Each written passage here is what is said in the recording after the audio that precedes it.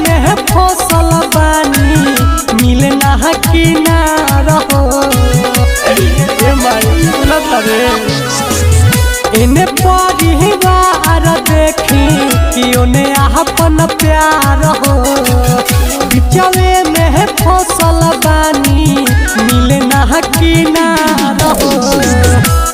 तेजी हमरा के ना मार रे डोली फेरा बहादुर माई हम ना ससुरवा जाई मर जाई माँ जानुआ मार रे डोली फेरा बहादुर माई हम ना ससुरवा जाई मर जाई माँ जानुआ सनहिया रिकॉर्डिंग स्टूडियो कटसा।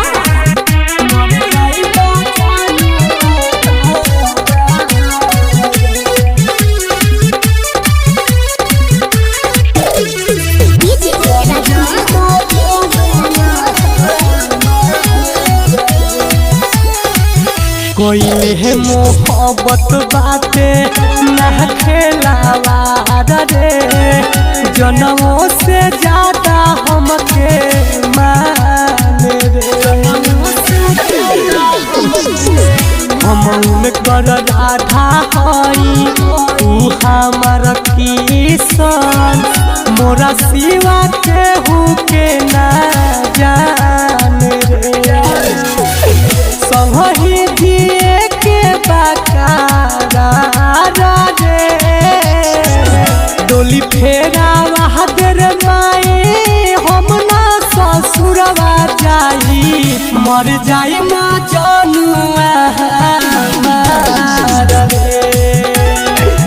डोली फेरा बहादुर माई हम ना ससुरवा जाई मर जाई माँ जानुआ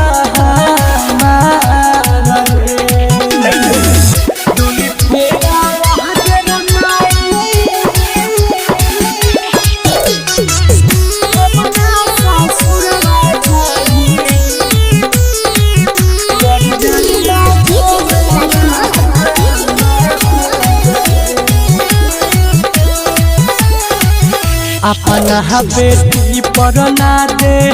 इतना दबाव रे दिए के बा हमरो अधिकार रे दूसरा से शादी होई रहब ना खुश रे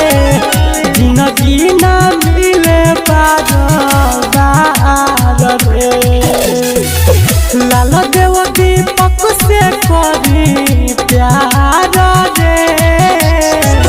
डोली फेरा बहादुर माई हम ना ससुरवा जाई मर जाई माँ जानुआ रे डोली फेरा बहादुर माई हम ना ससुरवा जाई मर जाई माँ जानुआ सनहिया रिकॉर्डिंग स्टूडियो कटसा।